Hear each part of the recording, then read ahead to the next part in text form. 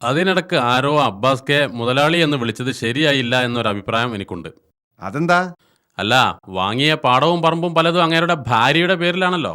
അതെ, അതിന് നിനക്കെന്താ ചെയ്തം? എനിക്കൊന്നുമില്ലേ. എന്നാലേ ഇടയ്ക്കിടക്ക് ആ സുവിശേഷം ഇവിടെ വളമ്പണമെന്നില്ല.